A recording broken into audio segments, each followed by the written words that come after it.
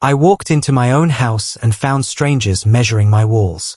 A real estate agent stood in my living room, smiling at a couple holding brochures. My wife stood beside her, hand on her hip, looking like she owned the place. She thought she did. My name is Harvey Stevenson. I am a 44-year-old corporate litigation attorney. I have spent 2 decades making sure people never steal what belongs to others. I never thought I would need those skills inside my own marriage. But I was wrong. And now, everyone in that room was about to find out exactly who they were dealing with. I did not say a word. I stood at the door and watched. My chest was tight. My hands were cold. I had been away for 4 days on a case. 4 days. That was all it took for Diana to invite strangers into our home and start selling it from under me. The couple whispered to each other. The agent kept talking. Diana had not seen me yet. I let her keep going. I pulled out my phone and pressed record. Every single word. Every measurement. Every lie. Diana finally turned. Her face went white. Not pink. White. Like the blood drained straight down to her feet. Harvey. She said my name like it was a question. I smiled. Slow and cold. Don't stop on my account, I said. This is fascinating. The agent cleared her throat. The couple looked confused. Diana's jaw moved but nothing came out. I had never seen her speechless before. It felt good. I will not pretend otherwise. My heart was pounding, but my face was stone. She did not know what I knew. Not yet. The agent stepped forward. Her name tag said Karen Mills, Premier Listings. She extended her hand. Mr. Stevenson, I'm so glad you're here. Diana said you both agreed to. She lied, I said. I did not shake the hand. Karen blinked. The couple stepped back. Diana's eyes flashed with something. Anger. Fear. I could not tell which. Harvey, can we talk privately? She said through her teeth. Absolutely not, I said. Whatever you planned to do, you planned it in front of witnesses. So we finish it in front of witnesses. The room went dead silent. I looked at the couple. Young. Maybe 30. They were holding glossy brochures with photos of my house. My kitchen. My backyard. My fireplace. How much did she list it for? I asked them directly. The man hesitated. 3.2 million, he said quietly. Diana made a sound. Half protest, half panic. 3.2 million. The house I bought before we ever met. The house in my name alone. The house she had no legal right to sell. But she had found someone to help her try. And that someone was standing right beside her, wearing a fake smile and a blazer. My mind was not racing. I want to make that clear. The panic I felt in the first 30 seconds had burned itself out. What was left was something cleaner. Colder. I am an attorney. I do not react. I build cases. And I had been building this one for longer than Diana knew. 3 weeks ago, I got a call from an old colleague. He had seen my home address come up on a private listing portal. Password protected. Not public. That was the moment I knew something was wrong. That was the moment I started preparing. Karen, I said, turning to the agent. What brokerage are you with? Premier Listings, she said. Her voice had lost its confidence. And who signed the listing agreement? She looked at Diana. Diana looked at the floor. I need to see that document, I said. Karen reached into her folder. Her hands were not steady. She pulled out a 2-page agreement and held it out. I took it. I read the signature line. Diana M. Stevenson. No co-owner signature. No notarization. Just her name. Alone. I looked up. This is fraud, I said simply. You both know that. Karen's mouth opened. Mr. Stevenson, I was told you were a co-owner. Then you did not do your due diligence, I said. Pull the title. It is in my name exclusively. Has been since 2011. 3 years before I married her. Diana finally found her voice. Harvey, stop. We can talk about this. You had 4 days to talk, I said. You chose this instead. I took a photo of the listing agreement with my phone. front and back. Then I folded it once and put it in my jacket pocket. Karen watched it disappear. Her career was folding right along with it. The couple had already moved toward the door. Smart people. They could feel what was happening. The man looked back at me once. Not at Diana. At me. He nodded slightly, like he understood. They left without a word. Now it was three of us. Me. Diana. Karen the agent, who looked like she wanted to disappear through the hardwood floor. Karen, I said, I am going to give you 60 seconds to leave my property voluntarily. After that, I start making calls. She grabbed her folder. She did not say goodbye to Diana. She was gone in 40. Diana and I were alone. This was the first time in 4 days. She crossed her arms. I had seen that posture 1,000 times. It meant she was switching from fear to attack. You want to know why? She said. Her chin was up now. Because you were never going to give me what I deserve. This house sits here and you treat it like a museum. I deserve half. You deserve what the law says you deserve, I said. Which is nothing. Because your name is not on this deed. And your signature on that agreement is a crime. Her chin dropped a fraction. I spoke to a lawyer, she said. Marcus said I had a case. Equitable interest. Years of contribution. Marcus. There it was. I had been waiting for that name. Marcus Hale. Diana's financial advisor. The man she had been spending time with for the past 8 months. The man who had convinced her she could pull this off. The man who, as of 6 days ago, had an active fraud investigation sitting in a federal database. I had not told Diana that part yet. I smiled again. That same cold smile. How is Marcus? I asked. Her face changed completely.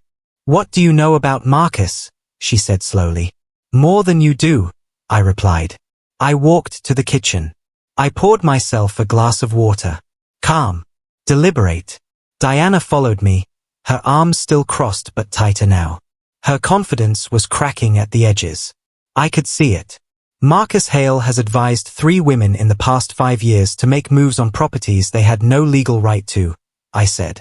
2 of those cases settled quietly. 1 did not. He did 11 months. Diana's face went gray. You're lying, she whispered. Check his bar record, I said. Oh wait. He was never a licensed attorney. She grabbed the counter. Her knuckles went white. That's not true. His real name is Marcus Bellamy, I said.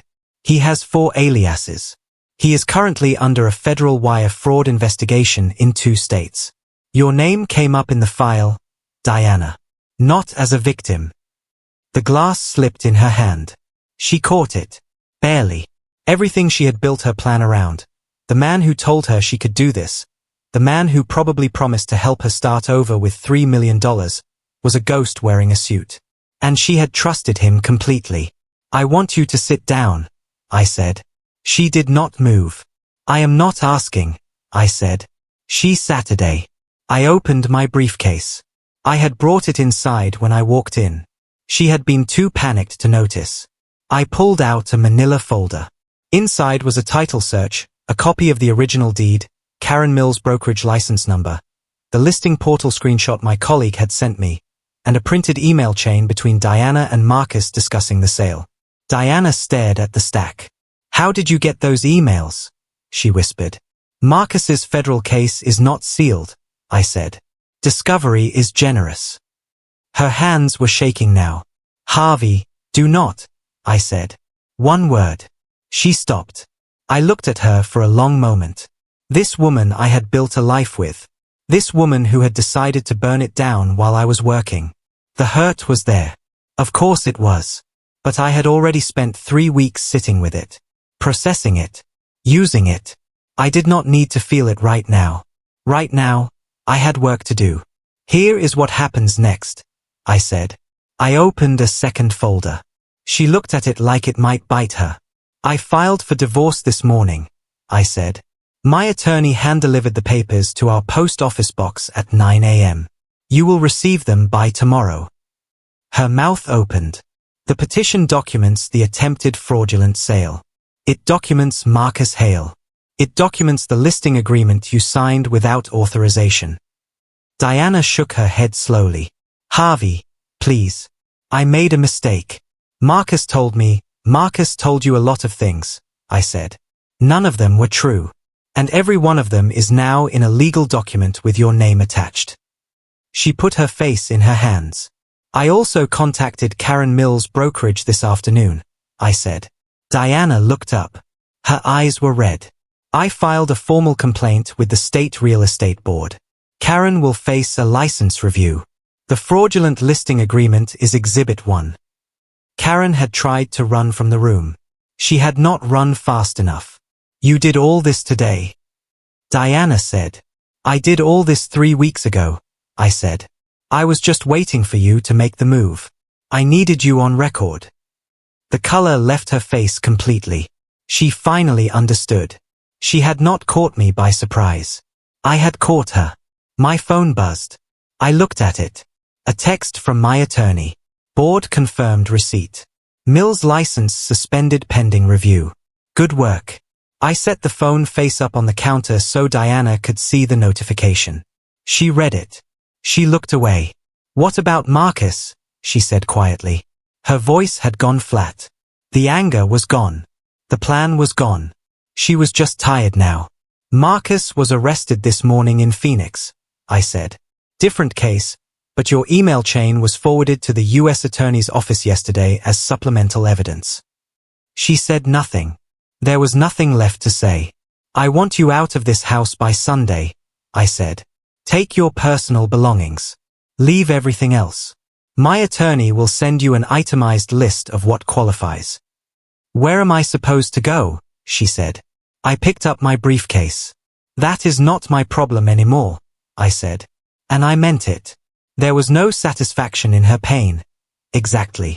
But there was something solid in saying the truth out loud. She had made her choices. Every single one of them. And now those choices had walls around them, and a lock on the door, and my signature on the paperwork. She tried one more time. Harvey. 15 years. I stopped walking. I turned around. You spent 15 years building a life with me, I said. Then you spent 8 months planning to rob me. The 15 years were real. The last 8 months told me everything I needed to know about which version of you I was actually married to. She flinched. I turned back around. I walked to my front door. I opened it. The late afternoon light came through. My house. My door. My name on every document that mattered. She had tried to take it. She had failed completely. I called my attorney from the driveway. It went exactly as planned, I said. Diana is inside. She knows everything. Did she mention Hale? He asked. She defended him until I told her he was arrested, I said. Then she stopped. My attorney laughed once. Short and sharp. The brokerage is already talking, he said. Karen Mills is cooperating fully. She did not know the deed situation, apparently. Claims Diana told her it was jointly owned. It helps her case. Hurts Diana's, I said. Exactly, he said. I looked back at the house. The lights were on inside. This time tomorrow, they would be on for 1. Diana's sister called me that night. I did not answer. Her mother called 20 minutes later. I did not answer that either. I had nothing to explain to anyone. The documents would do the talking. They always did. I sat in my home office and reviewed the final version of the divorce petition. 41 pages. Every transaction Diana had made in the last 8 months. Every communication with Marcus Hale. Every step toward the fraudulent listing. My attorney had built it tight. There was no gap. No soft spot. No place for her to slide out. I signed the final authorization at 9:47 p.m. Marcus Hale's attorney called my office the next morning. He wanted to discuss cooperation. Marcus was willing to provide a full statement about Diana's role in exchange for consideration on his federal charges. I told my attorney to accept the meeting. Let Marcus talk. Every word out of his mouth would either confirm what I already had or add to it. Either way, I won. Diana had trusted a man with 4 aliases and a federal file to help her take my house. And now that same man was in a federal holding facility, offering to testify against her to save himself. The plan had eaten itself. Sunday came. Diana left with 4 suitcases and a look on her face I will never forget. Not grief. Not anger. Defeat. Pure and total. She walked to her car and did not look back at the house. I stood at the window and watched her drive away. The street went quiet. I turned around. My house was exactly as I had left it. Nothing missing. Nothing changed. Everything in its place. The strangers with their brochures were gone. The agent with her listing agreement was gone. Marcus Hale was in federal custody. And Diana was gone too. It was over. And I had won every single piece of it. If you enjoyed this story, please like this video and leave a comment telling me what you thought. And if you haven't subscribed to the channel yet, please subscribe and hit the notification bell to get alerts about new stories like this one. Thanks for watching, and I'll see you in the next one.